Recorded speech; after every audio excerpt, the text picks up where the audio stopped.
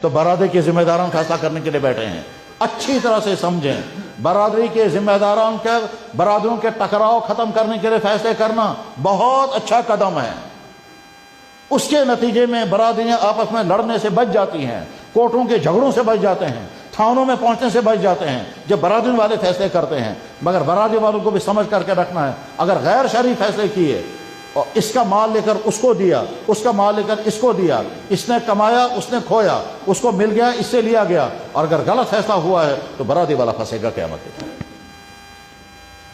اس نے اس کی دنیا بنائی، اپنی آخرت خطرے میں ڈال دی فیصلہ کرنے میں. اس لیے فیصلہ کرنے سے فرمایا جناب رسول اکرم صلی اللہ علیہ وسلم نے، جس انسان کو جو انسان فیصلہ کرنے کے لیے بیٹھ گیا بس وہ سمجھو کند چھری سے ذبح ہو گیا.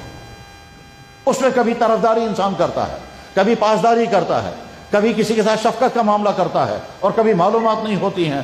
اور ہم نے دیکھا بعض دفعہ بڑے ذہین قسم کے لوگ، پڑھے لکھے ریٹائر افسر فیصلہ کرنے کے بیٹھتے ہیں تو غلط فیصلے کرتے ہیں، قانوناً بھی غلط فیصلے ہوتے ہیں، شرعاً بھی غلط فیصلے ہوتے ہیں. تو برادریوں کے لوگ اپنی برادریوں کو جمع کر کے رکھیں، فیصلے ضرور کریں مگر شریعت کے ضابطوں کو بھی سامنے رکھ کر فیصلہ کریں. اور اگر کہیں شریعت کا ضابطہ پورا نہیں ہو پا رہا ہے، ایسا بھی ہوتا ہے کبھی ہمارے سامنے بھی کیس آتے ہیں، ہم سمجھتے ہیں کہ شرعی ضابطہ پورا نہیں ہو سکے گا یہاں، تو ہم کیا کرتے ہیں، ہم اس وقت ان کے آپس میں فیصلے کراتے ہیں، اس طرح تک اپنے کندھوں پر نہیں لیں گے.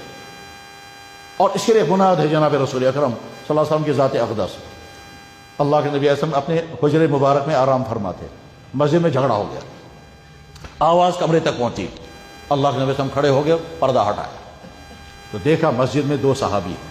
ایک صحابی کا نام ہے کعب بن مالک، وہی کعب بن مالک جس کے آپ تعلیم میں پڑھتے ہوں گے، جو فضائل اعمال میں کعب بن مالک کا واقعہ، تبوک کا واقعہ، وہی کعب بن مالک. کعب بن مالک نے دوسرے صحابی کو پکڑ رکھا ہے. اس دوسرے صحابی کا نام تھا ابو سعید. یہ ابو سعید خدری نہیں ہے، ایک اور ابو سعید ہے. کعب بن مالک اس سے کہتے ہیں کہ دیکھو تمہارے پاس میرا پیسہ ہے، تم دیتے کیوں نہیں؟ اس نے کہا میرے پاس ہے نہیں پیسہ دینے کے لیے. کعب بن مالک نے کہا تم پیسہ بھی نہیں دیتے، تم چپ کر رہتے ہو اور تم ہاتھ بھی نہیں آتے کہیں، میں تب تک نہیں چھوڑوں گا جب تک میرا پیسہ نہیں دو گے. اللہ کے نبی صلی اللہ علیہ وسلم نے وہاں دیکھ لیا، فرمایا کعب کیا بات ہے؟ کہنے لگے یا رسول اللہ اس پر میرا ذمہ قرضہ ہے، یہ میرا دیتا نہیں ہے. اللہ کے نبی نے اس سے پوچھا کیا صحیح کہہ رہے ہیں یہ کعب بن مالک، کیا واقعی اس کا قرضہ تمہارے ذمہ ہے؟ اس نے کہا ہاں یا رسول اللہ قرضہ ہے. فرمایا تم قرضہ ادا کر سکتے ہو؟ اس نے کہا حضرت میں نہیں کر سکتا. اللہ کے نبی نے فرمایا کعب کیا تم ایسا کر سکتے ہو کہ آدھا قرضہ معاف کر دو؟